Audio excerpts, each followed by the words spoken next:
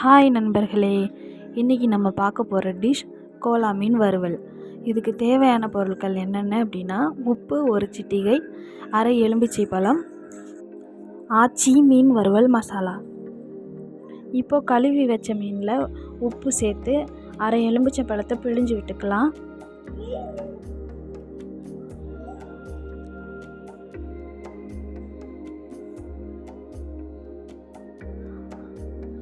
இது கூட ஆச்சி super fish masala சேர்த்துக்கலாம்.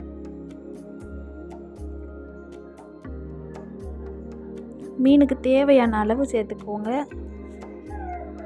மீன் மேலே மசாலா நல்லா கோட் ஆகிற மாதிரி மிக்ஸ் பண்ணிக்கோங்க. எங்கள் ஊரில் இந்த மீனுக்கு பேர் கோலா மீன். உங்கள் ஊரில் என்னென்னு கமெண்ட் பண்ணுங்கள்.